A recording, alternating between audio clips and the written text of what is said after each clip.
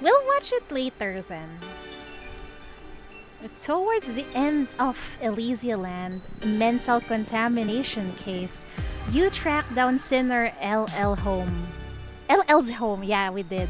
Only to find out she has already been taken away by someone else.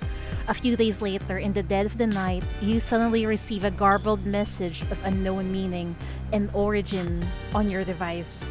Yeah. Gonna get the new mission pass. What's the new mission pass? I don't know, really. The one who took away LL in the event is someone from the underground. I wonder how Chief managed to track her down. We shall see, I guess. Interrogate. Good luck to Chidori's voice again. The MBCC command room remains brightly lit deep in the night. The message that woke you from your sleep 30 minutes ago glares on the large screen on the wall. What the fuck is this garbled messages? This looks like the Hoyoverse what's that? Reward codes. The rapid tapping of keyboards in the network technicians weaves an impenetrable web, casting a heavy shadow over the hearts of everyone present.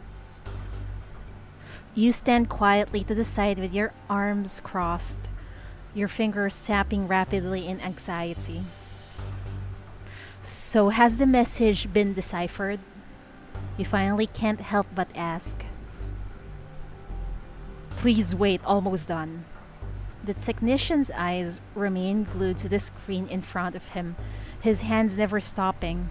A few seconds later, the deciphered message is projected onto the large screen. Can you see this? Help me.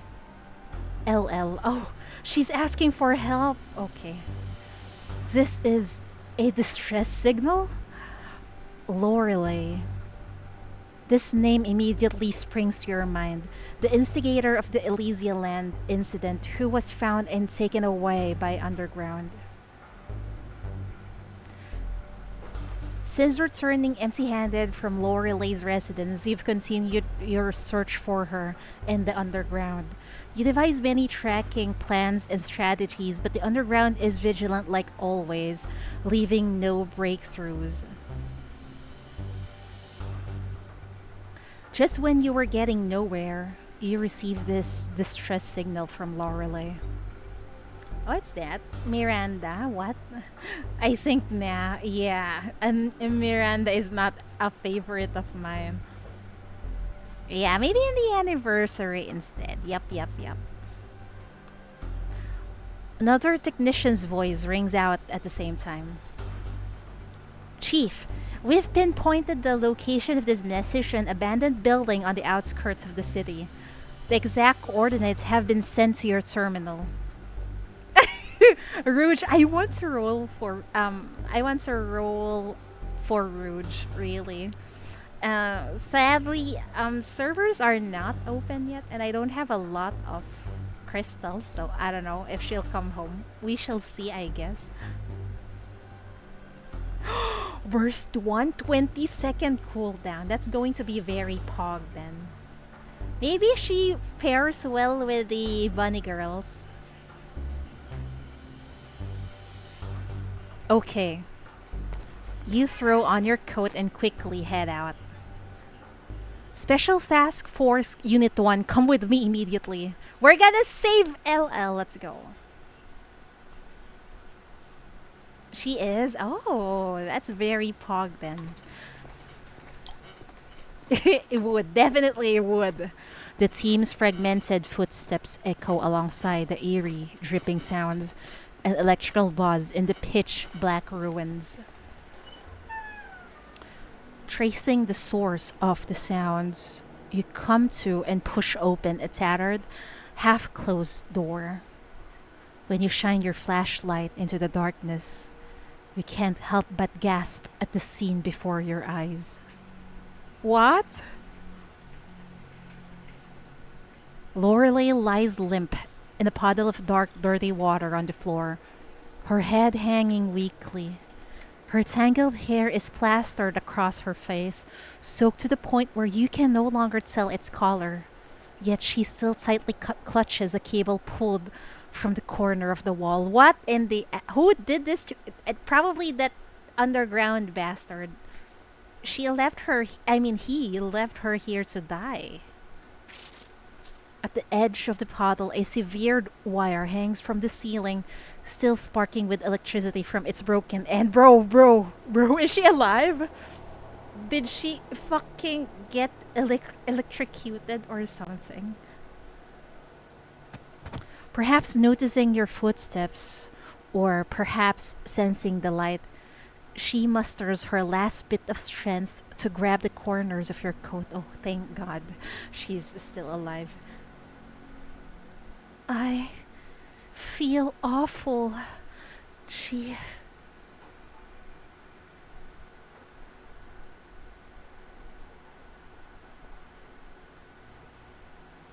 You sit at your desk with a furrowed brow, rereading Lore-Ley's detailed examination report. These few sheets of paper have weighed heavily on your mind like a boulder this past days. When you found Lore-Ley in the abandoned building a few days ago, you immediately use your shackles to temporarily stabilize her condition, then rush her to the MBCC for treatment. Although her life is not in danger, the examination revealed that she is suffering from an extremely rare type of congenital hydrophilia. What? Is there... Oh, I'm not familiar if there's something like hydrophilia. But for me, if from my understanding, hydrophilia means it's a love of water. So her body is addicted to water.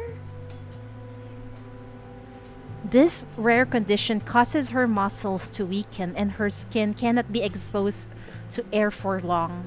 She must stay immersed in water. Ah, okay. So that's why she's always in a freaking bathtub. Now, with the aid of your shackles, she can leave the water temporarily to walk around, but must keep her skin humid. After consulting medical staff, you learn this condition cannot be totally cured. However, these are not the only matters troubling you. Accustomed to Lore-Ley's erratic and bold persona in the virtual world, you're surprised to find that she is completely different in real life. Finally attaining freedom, though, she somehow avoids meeting with people.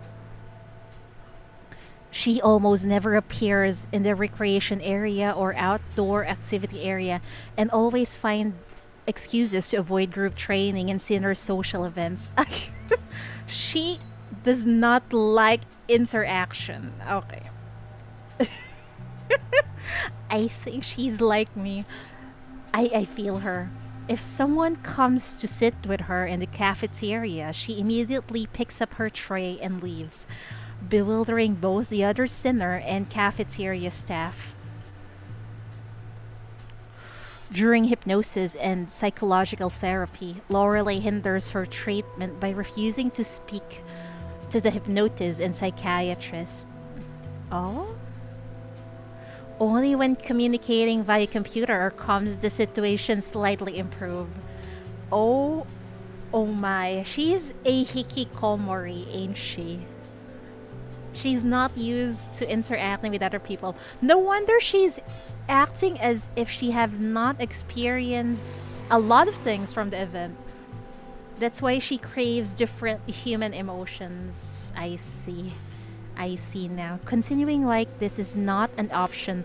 For the sake of her treatment and future, you decide to talk to her face to face.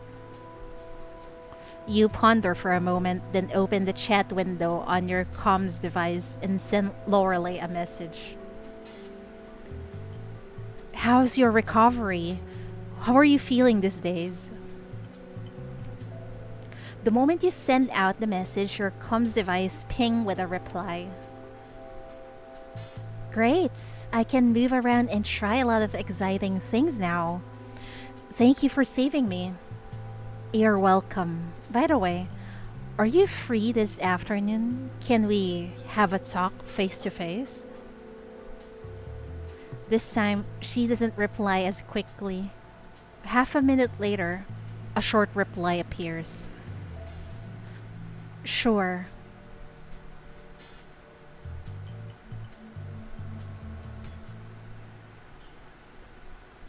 Oh, damn. I feel bad interrogating LL like this, but okay. She looks so darn innocent with that pose and appearance. When you enter the interrogation room, Lore-Ley has already been waiting for a while.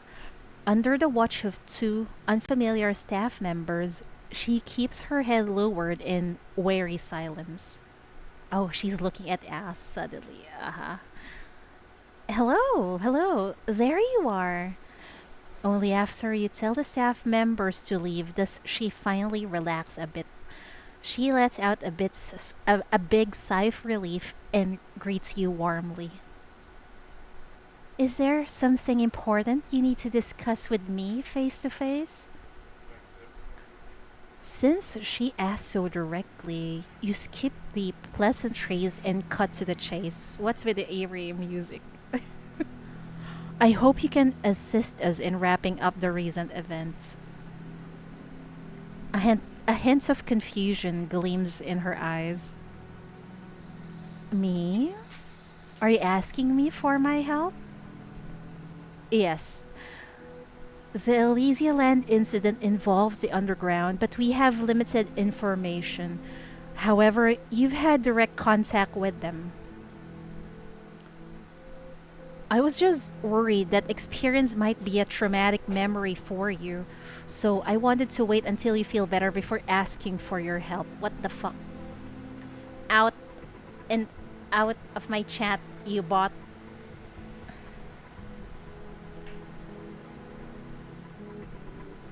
Upon hearing that she could be of help, she becomes thrilled, nodding vigorously at you. Absolutely. Just let me know what you want. Ask about the underground. After returning from Elysia Land, I got your address and went to your place right away. But unfortunately, you were taken away by the underground before I could reach you. What exactly did they want you to do, and why did they use dark web technology to help you hatch up the Elysia Land? Hearing the word underground, Lore-Ley purses her lips, her face ashen. What other reasons could there be? They noticed my power and wanted me to spread mania for them on the dark web. I didn't think too much at the time. I thought nothing mattered as long as I could create a utopian Elysia Land. To them, the bigger the mania explosion in Elysia Land, the better. They want exactly what you don't want. You squint your eyes, recalling how Lore-Ley almost wanted both you and her to go down with the island. But you turned them down? Lore-Ley nods, looking indifferent. Why the sudden change of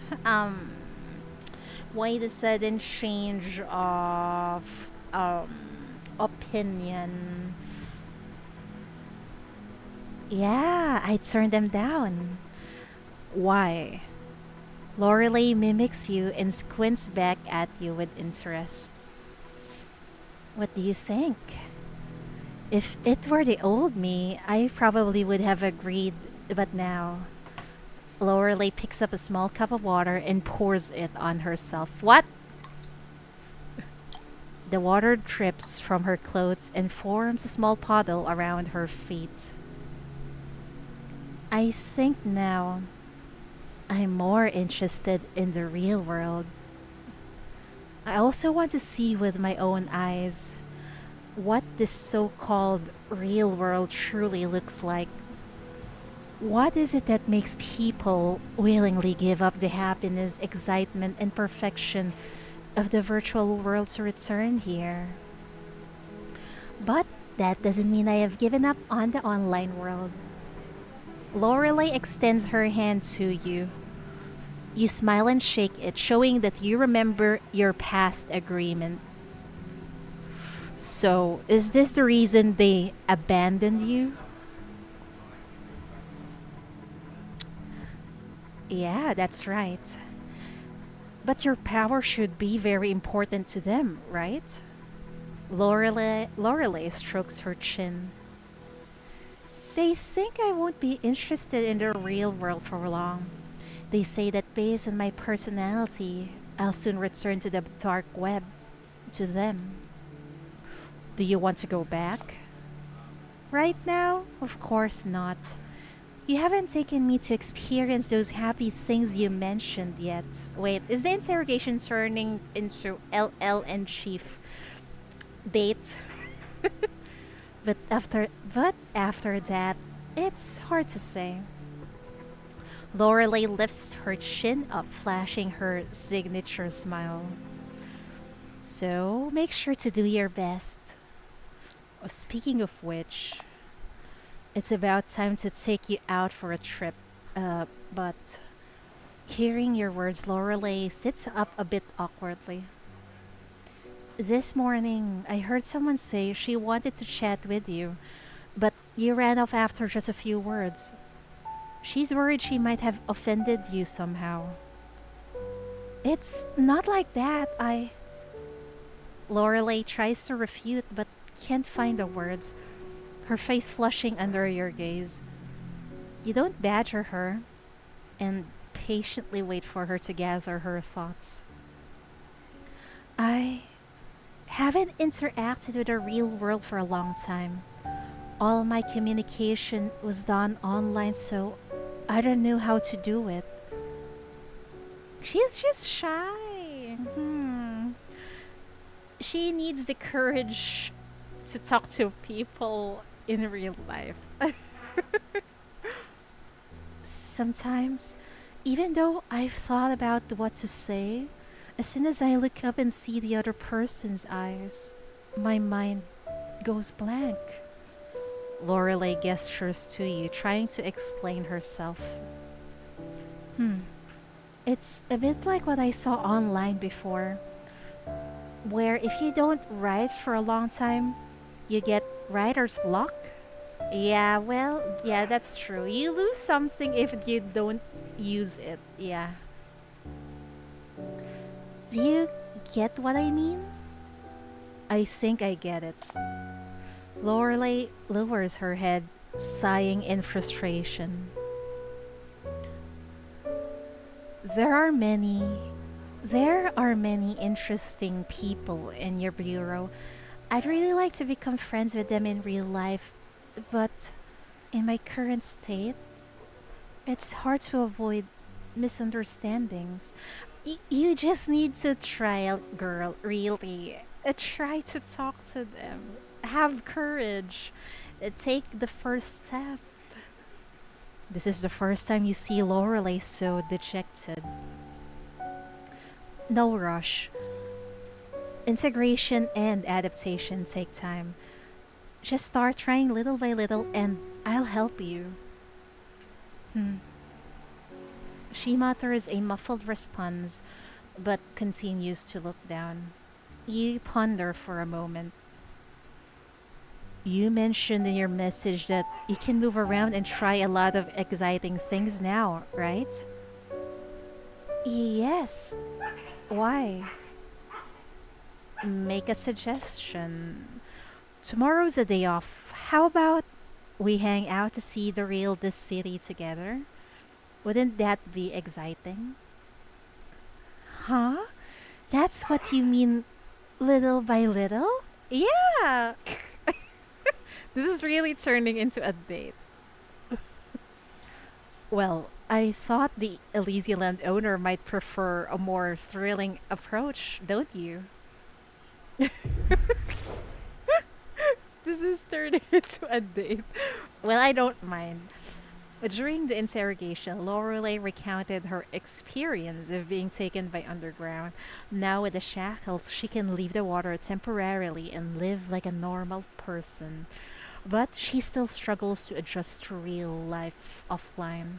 Lorelei is frustrated by this. You reassure her that there's no need to rush and decide to take her out of the bureau to see the outside world. I somehow I get the feeling that Lorelei is so relatable. Sometimes we're like her, where it's quite difficult to interact to other people in real life, right? You and Lorelei begin your day trip to East Side. Lorelei seems extremely curious about the real life objects she's seeing and touching for the first time in her life. Damn, she's like a little kid we're taking out. I thought she's a waifu, but she's actually a kid. What the? Interrogate. Oh. The weekend weather is splendid, with the clear skies carrying not a wisp of cloud. Even the gentle breeze is adorned with the faint scent of newly bloomed flowers. Noon is the busiest time of the day and the streets teem with bustling crowds. Despite having to regularly soothe herself with water, Lorelei doesn't want to miss any of the views before her. I read online before that the human eye has a higher resolution than any camera. And it's true. Look at the foliage under the sunlight. Such a beautiful green. Online pics can't compare to the real thing at all. She's touching grass, guys. Lorelei is touching grass. This is what chronically online people needs to do sometimes. At first, she trailed behind you timidly, but now she's running around like an excited critter, bursting with curiosity for everything around her. She skips along under the shade of the trees where light specks fall through the canopy and sparkle on her feet with each step. Even a trivial thing like this is enough to make her happy for quite a while. It feels a bit suffocating to walk under those tall buildings. This isn't what they call megalophobia, is it? Look! The birds are standing in a row on the wire.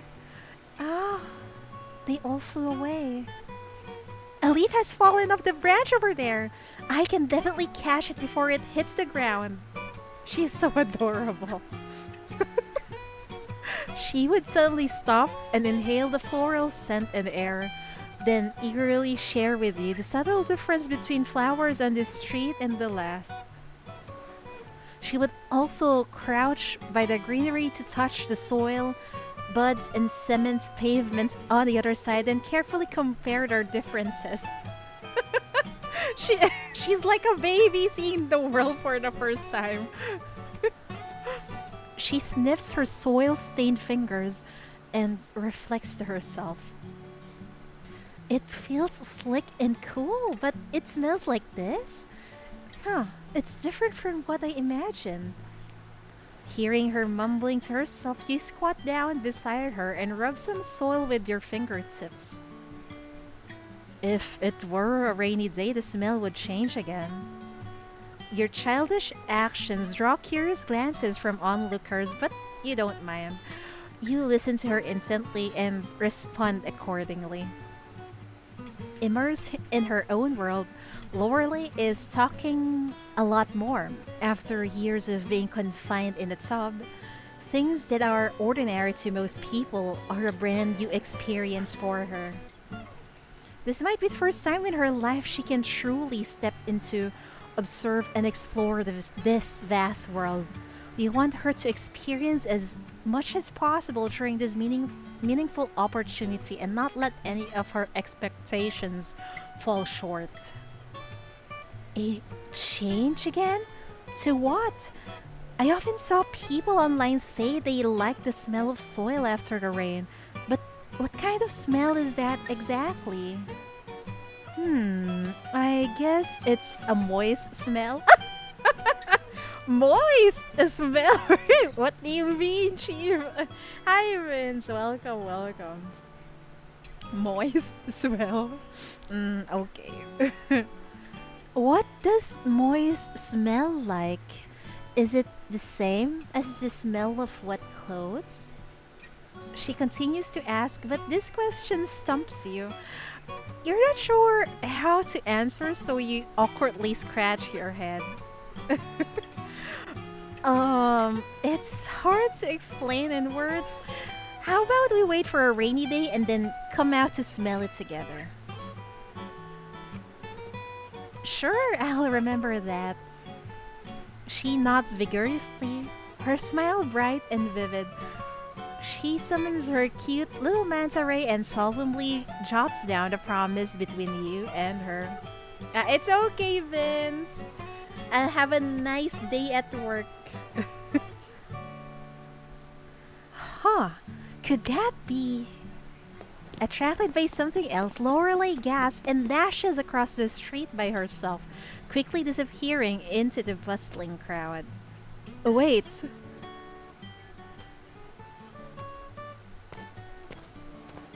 You venture into the crowd after her, looking around until you finally see that tuft of light blue hair by the window of a pet store. Also, I was wondering, was LL alone at home? Where are her parents, her caretakers? Why didn't they take her out? Even once in a while, they let her rot in the tub and only live her life online. What kind of people are they? It might do VA practice. Nah. I'm just doing this for fun. I just like reading, for example, stories like this on stream. You venture into the crowd after. Wait, we read that already. As you approach, you see Lore-Ley gazing intently at a puppy behind the window. She glides her fingers against the glass, and the white furball chases her fingers back and forth, wagging its tail happily. Looks like it really likes you. Hearing your words, she flashes a bashful smile. I've watched a lot of cats and dog videos online, but I've never seen them in real life. They seem even livelier and cuter than in the videos. Want to take a look? Maybe you can even pet them if the staff allows. Really? Her eyes light up as she looks at you, brimming with joy and anticipation. You smile and nod. Okay. Good luck at the work, Vince. See ya, see ya. Of course. I think it's my first time seeing this background illustration of a cafe. It looks so nice. The pet store owner kindly agrees to your request. After cleaning your hands and clothes as requested, you're allowed into the activity area. In a sunlit corner of the activity area, you sit quietly and observe the girl play happily with the puppy. The puppy energetically barks and jumps, eagerly fetching the ball again and again. Lore-Ley can't help but laugh when the puppy licks her fingers.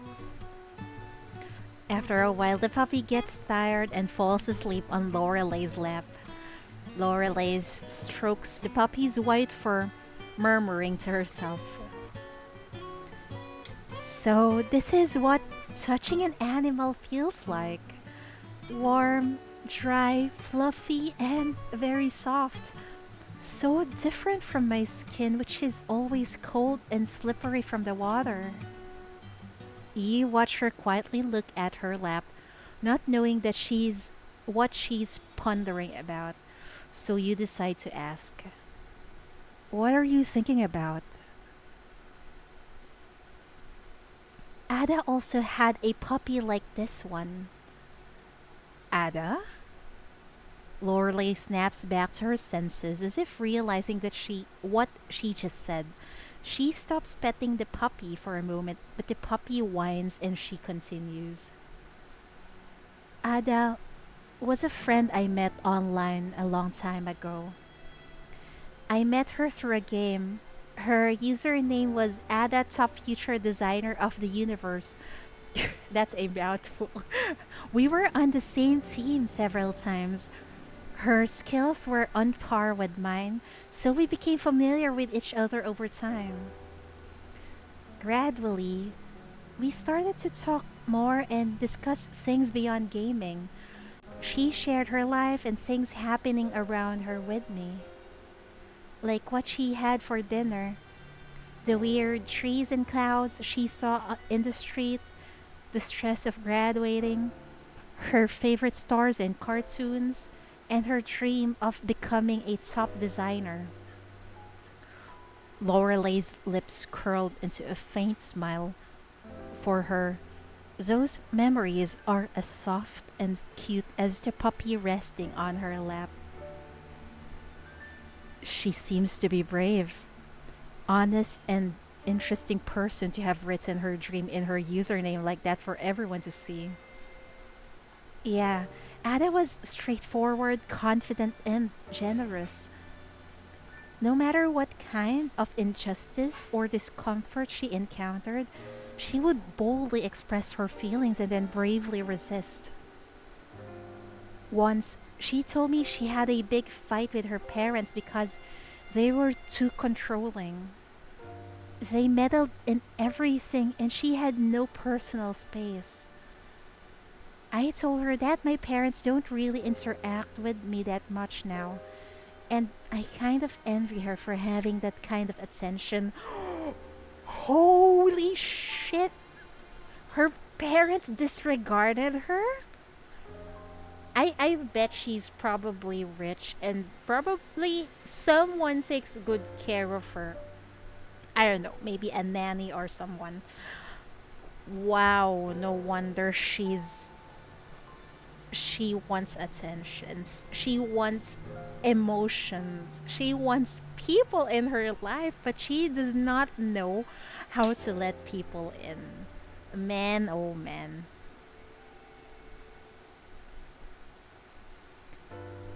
She seemed unable to understand my point of view. It was the first time I mentioned my health condition to her. The moisture on Lorelai's body has gradually dried up. She wants to pour the water in her bottle on herself, but is unwilling to leave the critters in the activity area. So she just takes a sip of water instead. She apologized, saying that she didn't realize what situation I was in. Then she offered to show me her pet and sent me a picture of the puppy she adopted. She told me the puppy was named Cabbage and had just turned 1 year old. He had a heart condition but was well cared for and and took his medicine regularly. Cabbage was very bubbly and knew how to cheer people up. Everyone who met him liked him. Ada said she would send me videos of her playing with Cabbage every day. Seeing their joy made me happy too. She said if I ever felt lonely, they would be my friends. What happened to her? Oh wait, what happened after? Lorelei flashes a bitter smile and shakes her head. Nothing. I lost contact with her a long time ago. The puppy that resembles the one in Lorelei's memory senses her melancholy. It opens its eyes and goes forward to lick her cheek. Puppies are the best. And they comfort you when you're sad. Our last chat was probably in the summer 5 or 6 years ago. I still remember the last message she sent me. She said she was going on a family trip and would send me photos when she got back. But after that, her avatar never lit up again. I never saw Cabbage again. But isn't that how online friends are? You connect randomly and hit it off quickly, but as time passes or as your shared interest fades, the connection naturally breaks. Even in real life, that's what's happening, Lore-Ley. It's not just online. I don't know. Maybe that person either they got into an accident or they lost their account. We won't know, right? After all, a friendship built on an internet cable can't be that strong. But I do miss those times. I felt like I had a faraway friend. Sometimes when I reminisce, I wonder how is she now and whether she realized her dream of becoming a designer. You purse your lips. If that's the case, why not try contacting her again? What? Lorelei looks at you, somewhat surprised. Are you saying, in your current state, finding Ada's contact info shouldn't be hard, right? You make a typing gesture, but she seems a bit startled by your suggestion and hesitantly waves her hands. That that might not be a good idea. Isn't it a bit too sudden? You can do it if you really wanted to, girl. Come on, have courage. We're here with you. What if she wants to know how you're doing too, but just hasn't found the chance or courage to take the initiative? Exactly. You don't want to live in regret forever, do you? Don't you want to change things? Lorelei bites her lip and falls silent for a while before speaking softly. I know her. If she wanted to do something, she'd definitely do it right away. Maybe we just weren't fated to be. You haven't tried yet. Come on, girl. Take the first step. Take the first step. But that's just your guess, right? You still have to ask her directly to get a definite answer, don't you? Just like how you got a definite answer from the guest before bringing them to the bottom of the sea. Lorelei pouts at you, deep in thought. Having no intention of letting her back out, you continue to push her. Whether one wants to create, maintain, or keep a connection, one side must bravely take the first step. After an intense internal struggle, Lorelei finally nods as if she's made up her mind. Then I'll give it a try. I can find her social media account and make a video call. She takes a comms device out of her pocket, activates her power, and quickly finds Ada's number from the vast sea of information on the internet. With trembling fingers, she presses the dial button. Is it busy? Oh, it's busy. Oh wait, I think it connected. Oh, that's a ring. That sounds like it's a busy line. Her heart beats intensely to every ring, and the sweat of her palm almost makes her drop the device. Hello? The call finally connects. Seeing Lorelei's panic expression, you know she must have recognized the voice. But the background on the other side is very noisy, full of boisterous clamor and clanging. Who is it? Hello? The voice on the other end grows impatient. And Lore-Ley, flustered, casts a pleading look at you. You gently squeeze her little finger and make a relaxed gesture to Lore-Ley. Under your encouraging gaze, she gradually calms down, takes a deep breath, and bravely speaks. Hello? Is this Ada? Yes, who is this? Um, I'm LL. Do you remember me? Ada clicks her tongue, her voice full of wariness and irritation. Uh-oh. I don't know anyone named LL, and I'm not interested in buying anything. Go bother someone else. Wait! I'm not selling anything. We met online in a game a long time ago. My gamer tag was LL. We used to chat every day. You showed me your puppy and said we could all be friends. We haven't been in touch for a long time. I just wanted to know, are you, um, doing okay? Uh, I'm going to say fuck you, Ada, if you manage to hurt LL. Please be nice. Lorelei pours out everything she wants to say in one breath. Her shoulders rise and fall intensely, as if she's used up all her strength. The other side listens to Lorelei and falls silent for a moment. I don't know why you're calling me. We're not friends, and whether I'm okay or not has nothing to do with you. Don't call again. Oh, you fuck.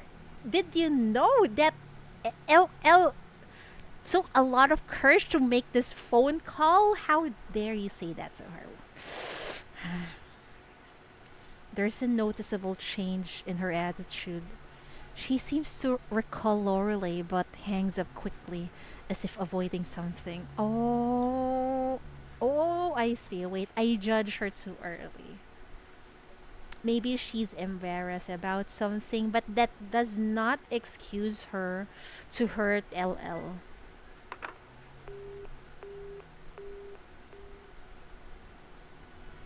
I feel so sorry. I'm sorry, LL. Damn, I apologize. It was not supposed to be this way. Lorelei stares at the coldly beeping comms device, somewhat at a loss. I knew this is how it would end. Online friends are just online friends after all. Without ever meeting offline, it's wishful thinking to be real friends. As she wallows in pain and disappointment of rejection, you carefully recall the brief call, troubled by the noise in the background. Did you notice how noisy the background was when you called her? It sounded like people were arguing. Oh, we judge her quickly, I guess. Maybe Ada is in a household where her parents are arguing all the time. And she's embarrassed to tell that to LL, probably. It did sound a bit noisy. I also heard a loud clang. Not sure what it was. Was something getting smashed? Lorelei's expression changes a bit. Did something happen on her end? Could she be in danger?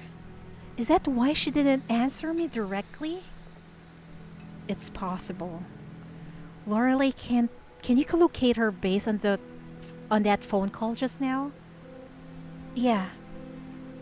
She nods and closes her eyes as she holds the device. Countless data flashes before her eyes. Found it. She's very close. It's a neighborhood about 2 kilometers from here. Okay, let's head over there. Let's go. Maybe she's really in trouble. That kind of reminds me on one case in South Korea. where the police just keeps on. I mean, there was this victim. She called the police, and yet the police was so incompetent that they keep asking, "Where are you? Are you just arguing or something?" In the end, that girl was found dead, and I think it was a full, I don't know, 14 minutes of phone call with the police, and they were just they were so useless. They're just listening to the girl getting abused and battered, man. That somehow reminded me of that one case. Anyway, in the pet shop, while playing with a puppy, Lore-Ley tells you about an online friend she used to know called Ada. With her encouragement, she finds her friend's current contact with her power and tries to reconnect with her. Although Ada has turned Lorelei down over the phone, you are concerned by the occasional sound noise in the background during the call and decide to go check it out. I thought this was a date. Now we need to now we need to save our Lorelei's friend, Ada. Following the address, you and Lore-Ley head to the neighborhood where Ada lives. As you arrive at the ground floor of the apartment, you bump into Ada on her way out. Oh, I hope she won't tell her any hurtful words. Please be considerate. Random internet person.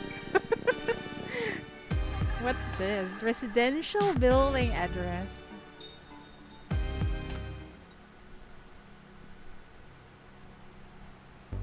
Who's this? I've already agreed to send him away. What more do you want? I'm going right now. Happy? A shrill voice echoes from the hallway. You quickly pull Lore-Ley behind the bushes of a small flower bed. Is this Ada? The next second, a young woman emerges from the hallway. She angrily hangs up the call and rams the device in her pocket. In her other hand, she's carrying a pet carrier in a large, bulging canvas bag. I thought she's pregnant. The silhouette looks like the lady is pregnant. When Lore-Ley sees the young woman's face, she lets out a small gasp and nods at you. It's definitely Ada. But when her gaze shifts to the woman's protruding belly, Lore-Ley's eyes widen in surprise. Oh, she's really pregnant. Oh my goodness gracious, what happened to her? She's... You gesture for Lore-Ley to be quiet and wait until the pregnant woman walks a bit further before quietly trailing behind her. That's Ada, right? Yeah. She's grown a lot, but I can still recognize her. What she's holding, could it be cabbage? Don't tell me they're gonna throw away the doggo. Oh my good lord. I know it's not good to make you follow and track someone with me, but she's your friend, right? Friend. Yes, I want to be her friend. Then let's follow her and don't tell Nightingale. Yeah, don't tell your mom. You follow Ada down a block. She storms forward furiously, seemingly clear about her destination. Finally, you see her enter a pet store. Uh-oh. You and Lore-Ley exchange a puzzled look and follow her inside. You go to a corner, pretending to browse the pets while secretly keeping an eye on Ada. Good afternoon. Buy something for cabbage? We just got some new pet shampoo. It's on sale now. Wanna get some? The store manager greets Ada warmly. It's obvious that she's a regular customer at this store. I'm afraid I won't need it anymore. Damn! Are you selling your doggo? How dare you? Is it because you're pregnant? Why? Ada sighs and places the bags in her hand on the counter. She unzips the pet carrier and takes out a white puppy.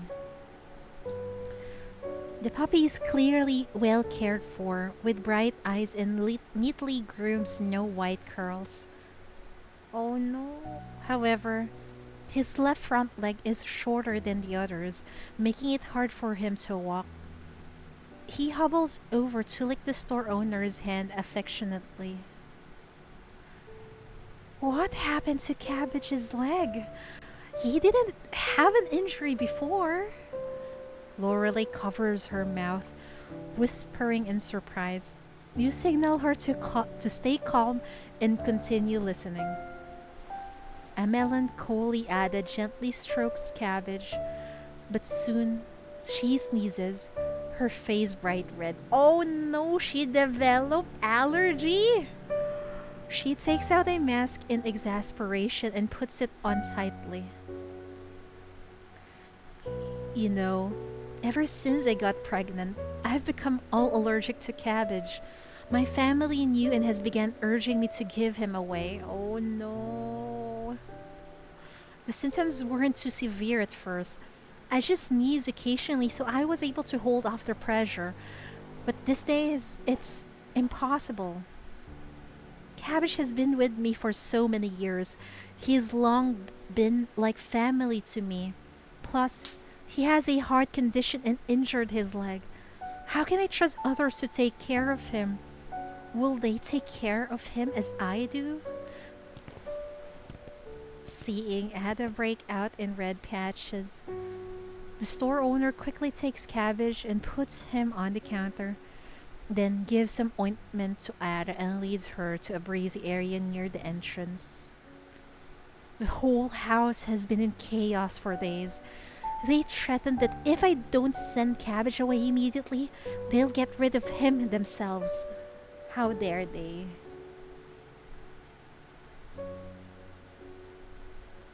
I've been arguing with them every day over this, but it really can't continue like this. She touches her belly. After all, since I've decided to have this little one, I have to be responsible for it. The store manager stays silent for a moment, then sighs. So, what are you planning to do? I know this might be a bit presumptuous, but can I leave Cabbage here for a while? I'll look for someone to adopt him, and I'll cover all his expenses before that happens. Money's not the main problem. I'm worried that given his health problems, it would be hard to find him a new home. Most people want a healthy puppy, right? You know, just give her to LL, I think. I think the puppy has a similar situation as LL. The store owner looks at the puppy on the counter and whistles loudly.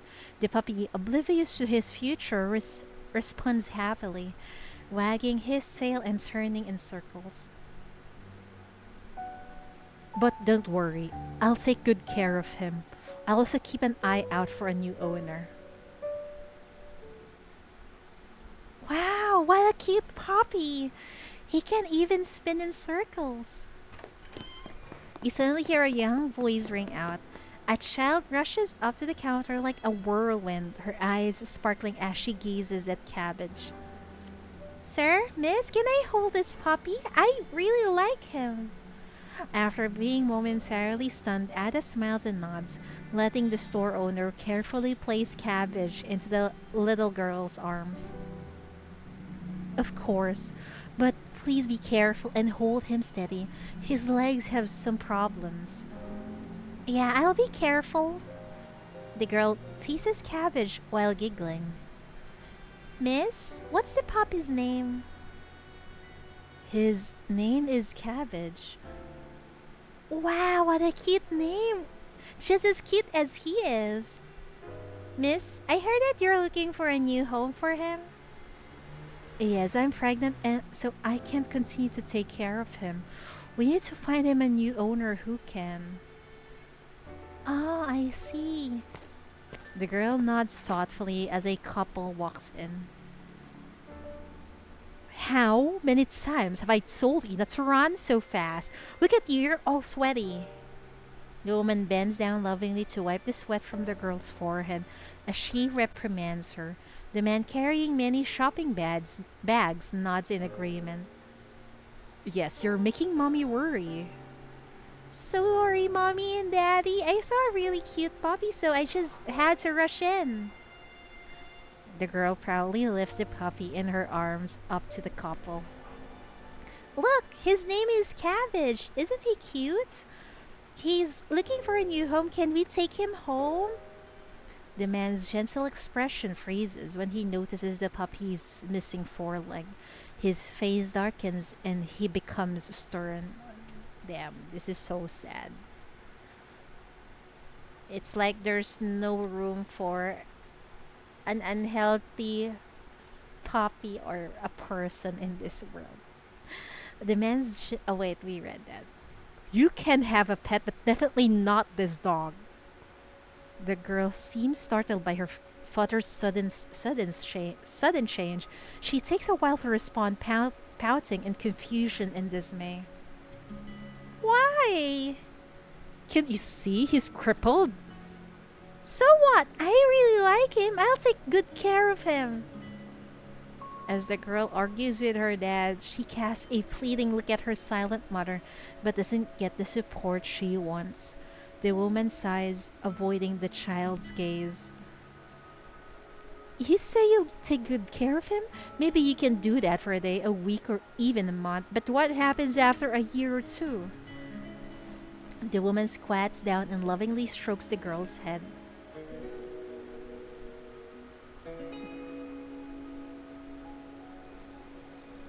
Trying to comfort her.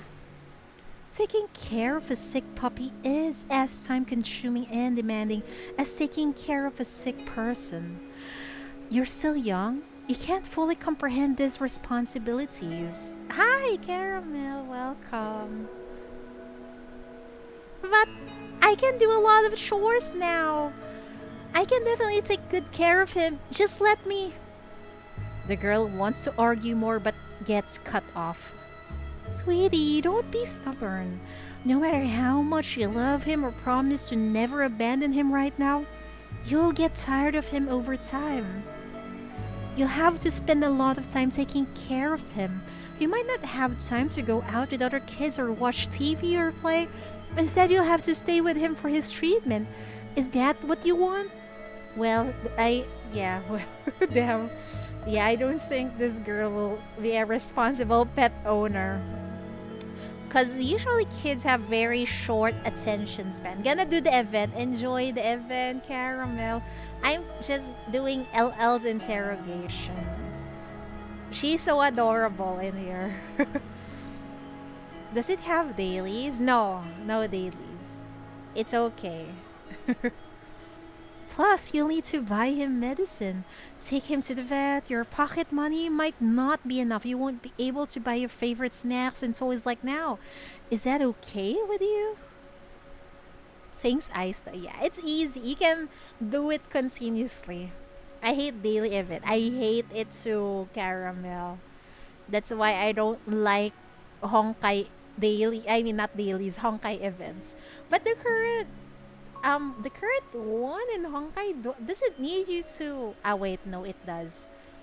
You need to level up Vita, so yeah, you need to do dailies. Yeah, I still don't like Honkai Impact third event because you need to do dailies. And the harsh truth is, no matter how well you take care of him, his condition won't improve. He'll be like this for the rest of his life. He won't be able to go outside to run and play with you. At least we can reread Nikkei. Yeah. In Nikkei you can reread, so you can just skip if you don't have the time.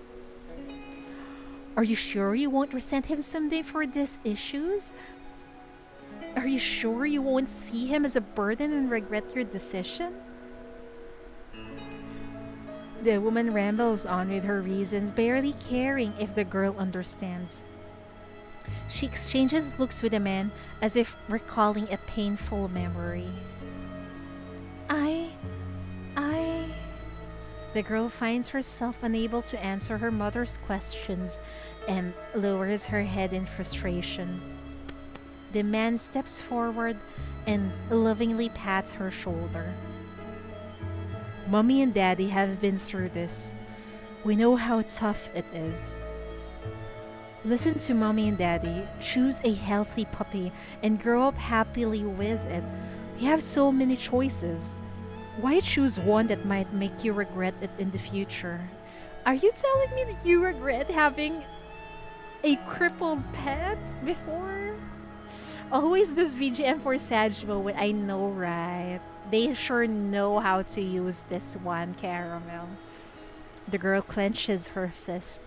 She looks at the puppy, then at her father, making a final plea, but eventually slumps her shoulders in defeat.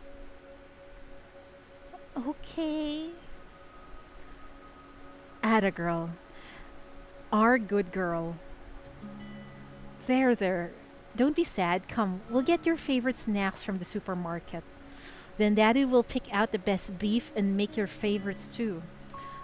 You know, I think this family are capable of taking care of the crippled puppy, but they just don't want the burden of it, which is just sad, you know. Have you done Serpent's event, the one in the summer BGM? I haven't yet, but I started reading Stargazer event. I'm halfway done because every time I get caught in traffic, I read Path to Nowhere previous events. Good idea, right? See, because of the terrible traffic yesterday, I managed to read halfway through. Really? Wow, the girl immediately got distracted. Hearing these words, the girl's eyes light up instantly. She seems to forget all her previous disappointments. Of course, when has Daddy ever lied to you? The woman pats her daughter's head with a smile. Since you want a puppy so much, have you thought about which breed you want? Huh? Do different breeds have differences beside their looks? Of course, like their temperament, habits, and so on. Different breeds of puppies are very different from each other. I see.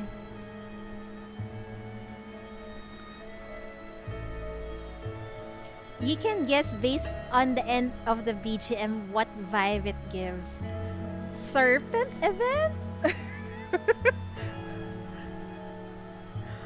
I, I can't I can't guess what the vibe it gives. But I really really do want to read through it. Maybe later on when I get into traffic again. Why don't we go home and do some research together? After all, choosing a puppy to join the family is a big decision. Sure, Mommy, you're the best. You useless girl. I guess LL will end up adopting the puppy.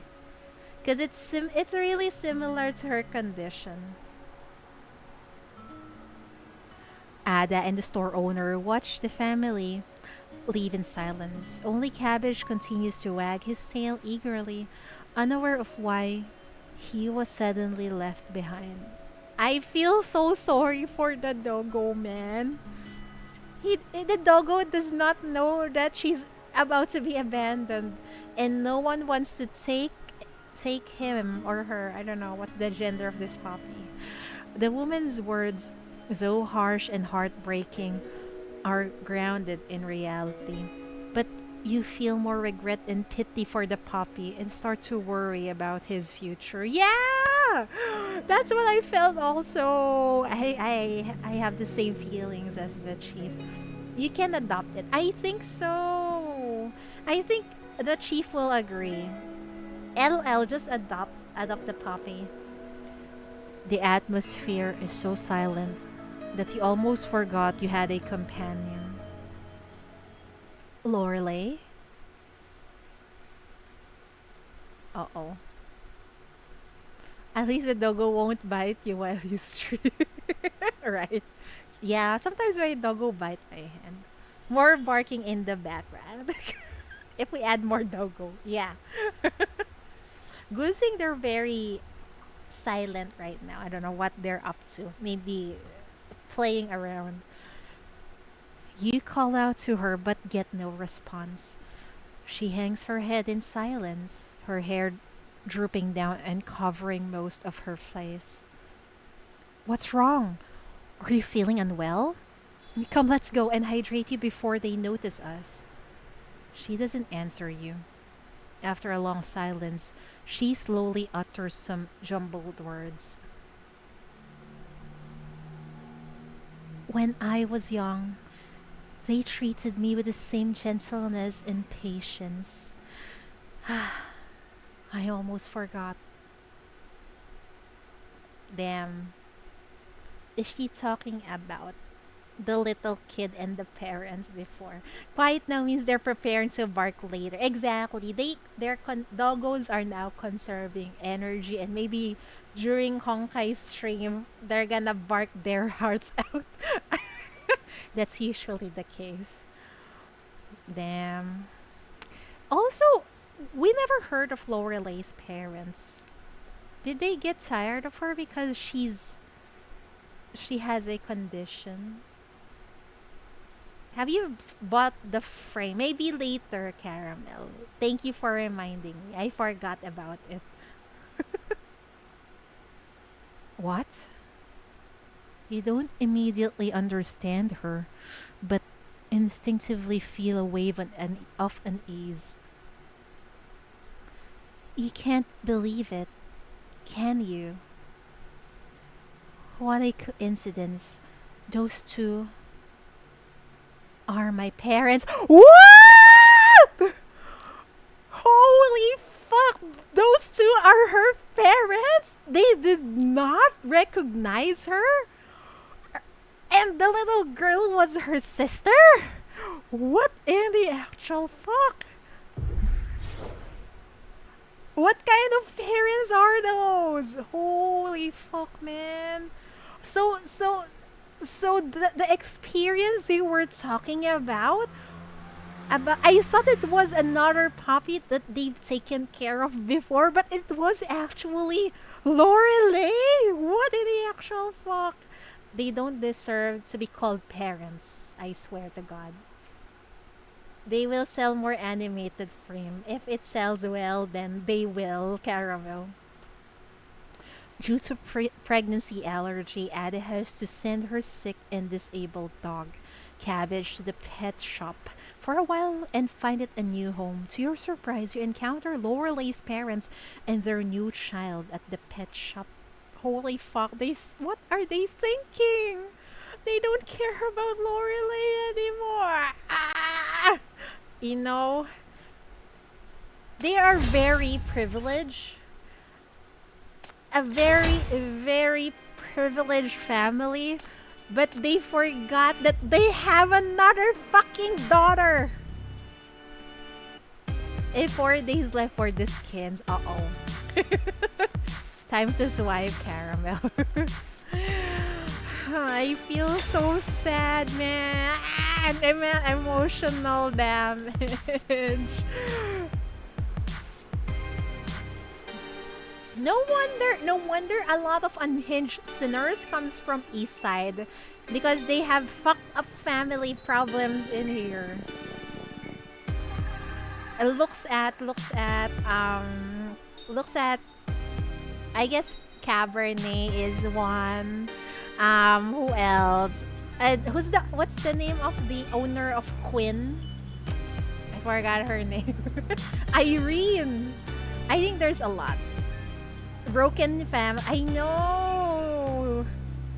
I guess broken family leads you to become an unhinged sinner and leads you to the MBCC. Cabernet is real deal. The problem with Cabernet is her family did not. I mean, they indulged her too much. They spoiled her. They never stopped her. It's probably because that's how they live. I don't know. Spoiled, right? A note left by LL's parents many years ago on which the writing has already faded slightly. What the fuck? They left LL a note? Don't tell me they abandoned her. Holy fuck, man. Ignis is nice though. Oh, thank God. Well, to be fair with Ignis is not unhinged. I think she's quite sweet. Okay, finally a backstory with LL's parents. Happy story. Thank God it's a happy story. If you want happy stories in PT, I don't know what to expect anymore. Sometimes it's actually the interrogation of LL started like a date with the chief, and then suddenly it's now sad backstory. Typical PTN, I guess. For as long as she could remember, Lore-Ley had never left that small room. A white bathtub, tiles with little dolphins, a ray of sunlight peeking in from the window. The scent of bath lotion, a tub full of water and splashing sounds. This made up her entire world. Her entire world is a room and a bathtub. My heart is aching, man. Though she never met anyone else of her age, Lore-Ley could still vaguely sense that she was somehow different from others. Only Also, we're only 25-30 for the SS. It's okay, I guess. As long as people are active. Hope we can finish. We can! I believe. And don't worry, I'll participate. Although I need some guides. We have Malders. Yeah, we have Malders. It's going to be Daijobu. Mommy, why am I always in the bathtub? Because a little you're a little water fairy that lives in water. When can I get out of this tub? When you grow a little bigger and stronger. Dark story. It's sad. Not really dark, but it's sad. I think this is a case of abandonment. And I think she's lying. She never managed to get out of the bathtub at all. Only Chief managed to drag LL around out of the bathtub. I love you. Yeah. We will give a lot of love towards Lore-Ley, really. When you grow up, you can make friends and play with other kids. You can go on adventures and travel to faraway places like the picture books and see many different things. Wow, it's so great to grow up. And then you should eat well every day to grow up quickly, okay? Sure. All right, sweetie. Do you want to know what Mommy saw when she went downstairs just now? Yeah. Well, the peach blossoms have bloomed. The first ones this spring. They are small pink flowers with 5 petals in a tiny center. With a sad emote. I know. This is probably the reason. Back then, little Lore-Ley wasn't tall enough. Even if she stretched out her arms, she couldn't reach the window above the tub. I thought it's about the event. Same here. But it might actually probably about her interrogation, I think. She couldn't push it open to see outside, to see if there really were colorful flowers and bustling crowds like her parents said. But what is but what does it matter? After all, she would grow up one day. I know them. I hope Michael draws more Spicy PT and art. Yeah. It's too good. I know. It's very good. It's amazing. Thank you for cooking that, Michael. Until then, she had the company and love of her parents, endless stories, and many rubber duckies and plastic fish. Damn. She used to have the company of her parents. But what happened? Did they forget about her? Did they abandon her? Or is that asshole of the father that did this? I don't know. We shall see, I guess. That little room was her castle, and that little bathtub was her throne. She was the queen of her own world.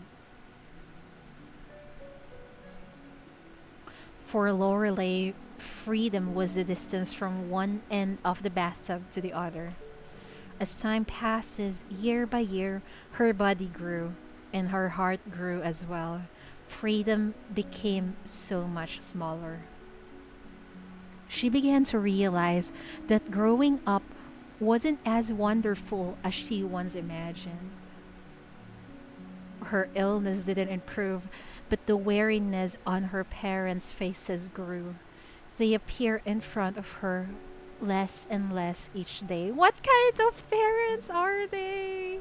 You shouldn't give up on your child like this. The room was quiet.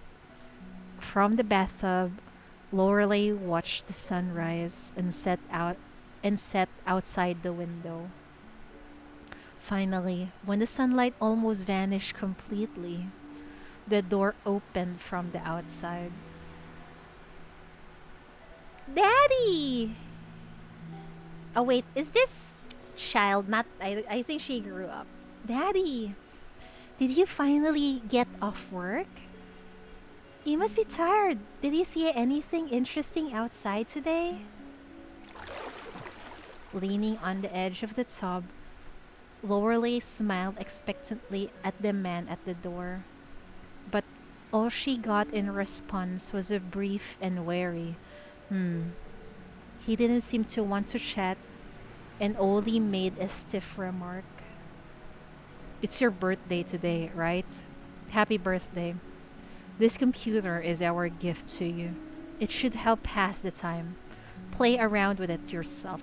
Holy fuck, there's... What she needs is your company during her fucking birthday. And then they left her with the computer, I see. Thank you. Before she could finish speaking, the door slammed shut in front of her once more. Daddy. It's okay. Daddy had a hard day at work. I should be more considerate of his feelings. Plus, he remembered my birthday and gave me a gift. Isn't that something to be happy about? She comforted herself with these thoughts.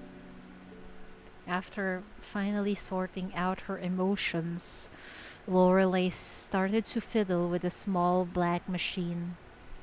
When she randomly pressed a button, the screen lit up. You know what? That's one amazing computer because it can manage to withstand the moist environment of Lowerlay's room. The internet was a wonderful, much bigger than she had imagined. Lorelei met many different people through it. At first, she thought she had gained freedom. Every day in the virtual world was fresh and exciting, surrounded by fascinating people. But ultimately, she was still different from everyone else. Other netizens could meet offline and become a real-life friends, but Lorelei couldn't leave the tub or this room.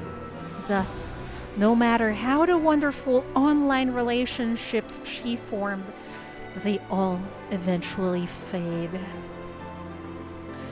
but the info on the net updated too quickly. For Lore-Ley, who had never encountered such variety, the stimulation was overwhelming.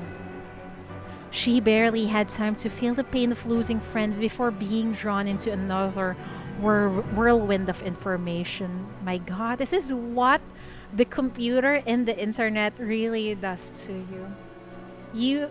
People nowadays get easily distracted from one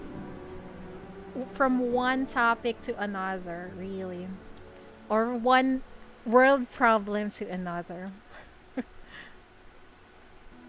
Temptations from the dark corners of the internet began to erode her mental world. She became increasingly dissatisfied and irritable. Today's steak is so salty. Gross. Take it away. Why don't you take me for treatment? Don't say it's incurable. Have you given up so easily? Why are you looking at me like that? Do you know how painful it is to be trapped in this stupid tub every day? I can't even walk. I can't make friends. I'm not happy at all. As my parents, is it not your duty to spend time with me? Talk to me and fulfill my needs. If you didn't want this responsibility, why did you give birth to me at all? As she watched her parents leave the room without a word, Lore-Ley felt as if she had achieved some kind of victory. She smugly mumbles to herself, "No, girl, that's not a victory. Hurting other people, even though you know they're not the best parents out there, but you hurt their feelings, man. This is not the way." But I guess, I don't know, a part of me will say that the parents deserve that outburst, really. Now, they must realize their mistakes. It won't be long before they come to apologize and start paying attention to me again. Then we can happily live together like when I was little. I'm sure it will be like that. However, the next morning, all she got was a note left behind in an empty house. Oh my fucking god, they're the worst parents at all. Holy shit, they abandoned their own child alone in that fucking room. Lore-Ley, sweetie, forgive us. This is the last time we will be addressing you in this way. We're deeply sorry, but we can't no longer bear these endless days of mutual torment. We understand your pain. We truly do. But we've done everything we can. Believe us, every time we see you, we feel just as much pain and despair as you do. You might feel we owe you, but the care and effort we gave you over the years, we hope should be enough. We want to move forward, free from the hopeless burdens. Please don't hate us. On the back of this note is our bank account details with our life savings. Every month from now, we will deposit a living expense for you. Take care. Take care. Fucking... holy shit. This is one of the worst parents I have seen. How dare you? You think your effort was enough? You think the money is enough?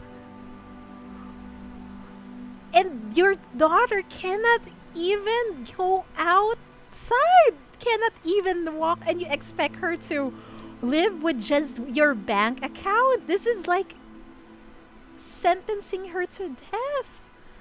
Holy shit, what kind of parents are these? I guess there are really parents like this even in real life, huh? Damn. Lore-Ley stared blankly at the note in her hand. To everyone, I'm just a burden, a drag. I should have realized long ago. What am I still hoping for? Stop it. Let it all end. As she mumbled to herself, she filled the bathtub to the brim and slowly submerged herself. Man, no. So this is why her ECB illustration was like that. She gave up on living, man. Emotional damage. She just wants to self-exit, you know. This is just spiraling out of control, man. As the water submerged her head, she no longer heard the voice in her heart or any outside noise. Only the steady chimes of computer messages persisted.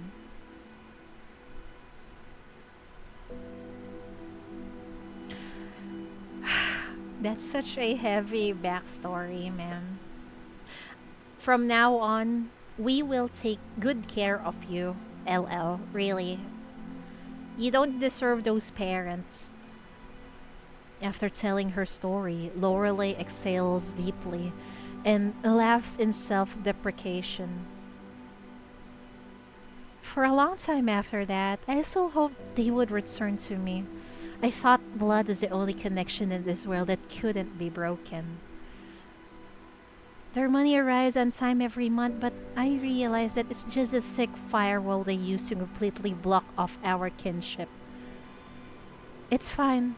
After seeing them live so well, I no longer cling to any shred of false hope. They definitely don't want to see me again. So now, I have no connection with anyone in this world.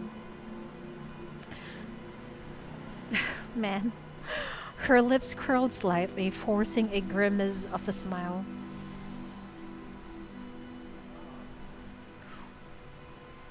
What is there to do at this point? Nothing can be changed.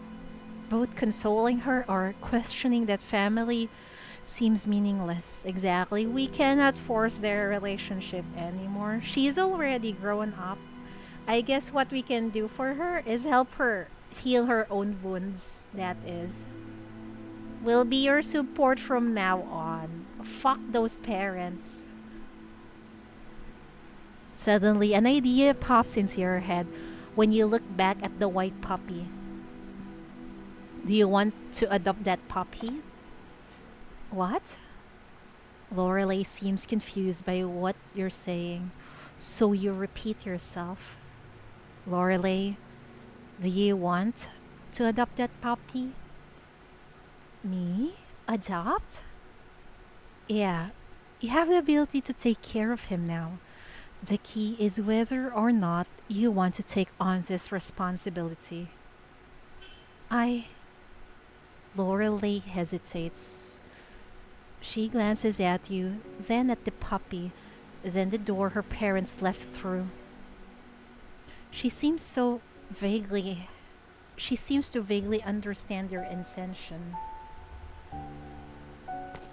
But before she can respond, Ada approaches you both and interrupts your conversation. Excuse me, I overheard you. Are you thinking about adopting Cabbage? Lore-Ley lowers her head in a bit of a panic, not daring to look at Ada in the eyes. Yeah, I'm considering it. Well, adoption does require careful consideration. Ada looks at the puppy on the counter, her tone full of pity. Cabbage was born with a heart condition and later had an accident that disabled his leg.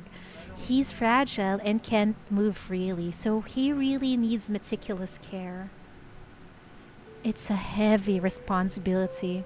You must be fully mentally prepared before taking it on. After listening to Ada, Lore-Ley gazes at the puppy on the counter in silence.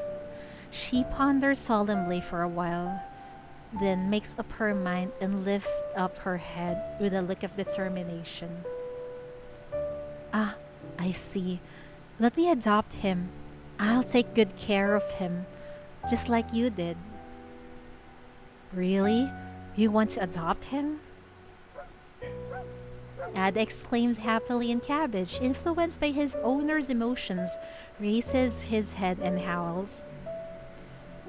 I know how troublesome a lifelong incurable disease can be, but even so, I want him to be cared for. Don't follow on the footsteps on of your parents. Be a better person than them. I'm so proud of you, Lore-Ley. I hope my promise can maintain the link between me and him and between me and you. Ada's eyes brighten, glistening with tears. Since you're serious about adopting him, let me tell you the details about taking care of Cabbage. Even though Cabbage is ill, he's very warm and cheerful. He's not dangerous at all. He loves people, so if anyone wants to play with him, you can let them. Ada says this as she puts her large canvas bag on the table and unzips it to reveal an array of medicines, bowls, dog food cans, blankets, and plush toys. Thank goodness she provided for everything. You seize the moment to pick up the puppy from the counter. This is his heart medicine, one pill in the morning and one at night.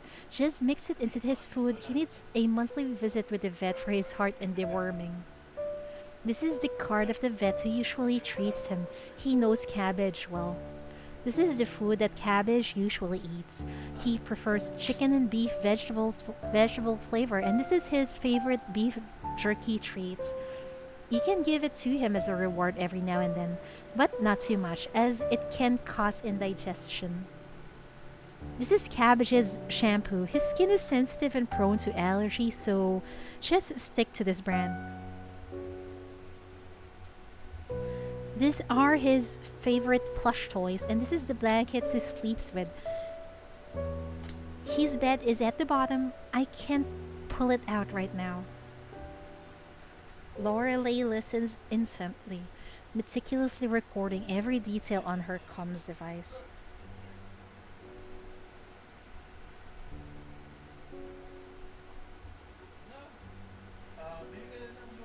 Okay, I've noted everything you said.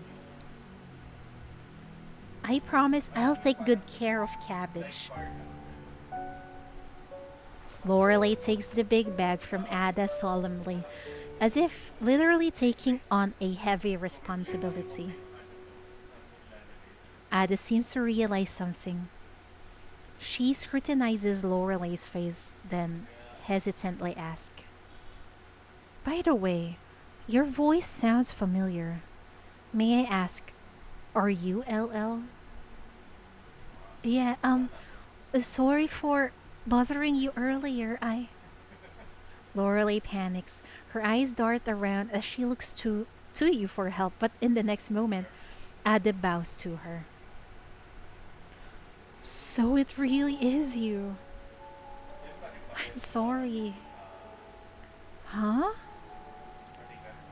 You called me and I was harsh to you. Ada explains with an apologetic expression. I never had a chance to explain to you.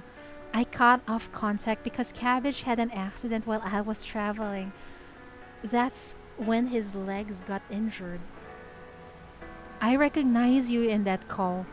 I was arguing with my family about Cabbage at the time, so I was feeling irritable. Plus, your sudden call reminded me of Cabbage's injury, which is why I'm really very sorry. Can you forgive me? It's okay. I understand how you feel. You're so nice! Lore-Ley smiles and gently shakes her head. Ada also smiles at her, a hint of nostalgia in her eyes. But I guess at least Ada knows how to apologize. At the very least, yep. You're still as easygoing as ever. I still remember how I used to tell you everything, no matter how trivial. Whether I was complaining or bragging, you would always respond patiently. Yeah. Recalling the past, Lore-Ley relaxes and playfully winks at Ada. I remember you said you wanted to become a great designer. Did that dream come true, or was it just one of your boasts. Of course, it came true. It was never just a boast. Though I later realized the job was less glamorous and more tiring than what I imagined. I don't regret it. And you? What about your wish? Ada looks teasingly at Lore-Ley, but the latter tilts her head in confusion, seemingly unable to remember. My wish? Did I tell you my wish? Of course you did. I still remember it. You said you wanted to be like other people and leave the bathtub. You wanted to see the outside world and have real friends, just like everyone else. She smiles first at Lore-Ley, then at you and Cabbage. Seems like it's all come true now. That's great. You seem happier now than you did back then. Yeah, at least it's a happy ending, but Lore-Ley's family problems just breaks my heart, man. As you leave the pet shop, Ada calls out to you. LL, can I visit you and Cabbage? Lore-Ley looks at you and shakes her head in dismay. The place where I live now has some restrictions. Usually it's not open to other people, but... She pauses, mustering up courage. But if you want, we can go back to chatting online. I'll send you pictures of Cabbage. Ada doesn't press further and simply nods. Yeah, she'll be surprised that Lore-Ley is actually in jail.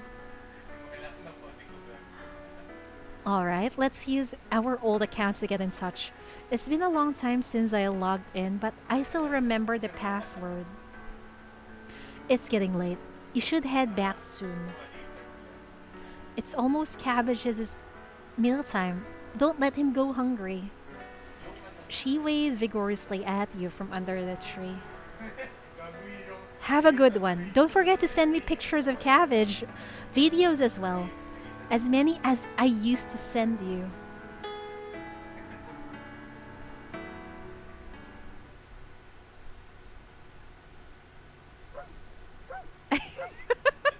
Nightingale will be surprised. What the fuck? There's a new dog in MBCC.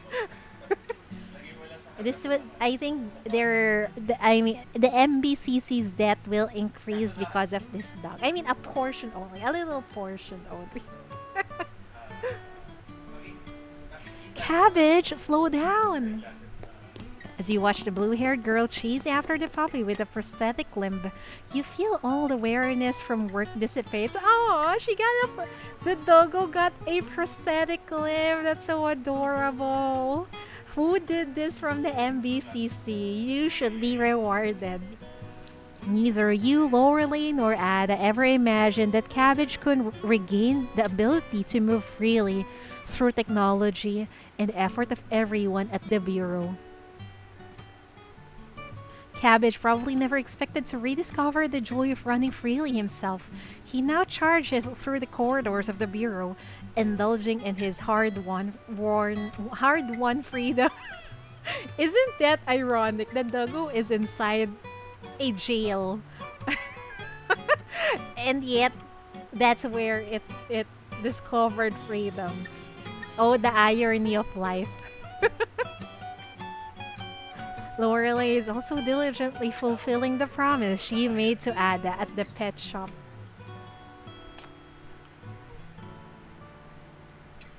Caring for Cabbage with great patience and attention. This is her first time raising a pet and also her first time taking responsibility for something. Though lacking experience, her strong sense of responsibility drove her to seek help from Ada, you, and other sinners with pets when she faced difficulties. Oh, this is her rehabilitation. I love it. Everything is well in the MBCC. Finally, through her persistent efforts, everything fell into place. Excuse me, please stop, Cabbage! She calls out to a pair of sinner up ahead, who responds earnestly and blocks off the paths at the end of the corridor after assessing the situation. It's Serpent and Luvia. Got it. You can count on us. No puppy can escape from my grasp. As Alice said, Cabbage might just be the most charming puppy in the world. He captured so many hearts since coming to the MVCC. Whenever someone at the bureau had time, they would come play with him and chat with Lore-Ley along the way. As time progresses, Lore-Ley is no longer the timid soul she was when she first arrived. She's now an assured and outgoing person who confidently expresses herself with others face to face. Her lively online persona is showing in real life. In addition to Ada, Lore-Ley also found more like-minded friends in the real world. Thank you so much! No worries, happy to help. Lore-Ley thanks them and takes Cabbage from their hands. She lifts the playful little dog to her face, affectionately pressing her nose against his. Didn't you hear that? Dr. Iron and Miss Eureka said this new prosthetic leg is still experimental. Oh, it was Dr. Iron and Eureka who gave the doggo the prosthetic legs. That's so sweet of them. Oh man. I know Dr. Iron has a soft side, but I didn't know Eureka also had one. Have some patience. Take it slow little by little. There's plenty of joy and freedom waiting for you in the future. That's so heartwarming. Thank God it's a happy ending. Although, man, Lore-Ley's family struggles and problems was really something. Her situation really broke my heart, but at least she's happy and recovering in the bureau. Lore-Ley decides to adopt Cabbage and take on the responsibility of being its carer. The once faded friendship is now being rebuilt. Having been stuck in the bathtub and the virtual world for so long, Lore-Ley can finally break free from her constraints and take the first step towards integrating into the real world and connecting with others. Ah, that's so good! Another amazing interrogation. It's so wholesome. It's not as unhinged and disturbing as Cabernet. Thank God. I love Lore-Ley. She deserves all the love of this in this world.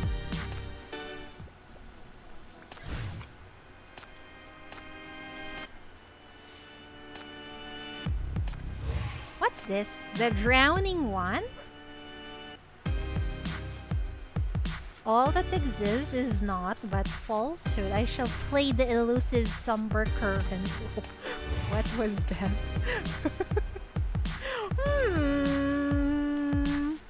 You know what? I want to read Angels and Bianca, but I want to read Honkai third story too. So I guess we'll leave that for next time.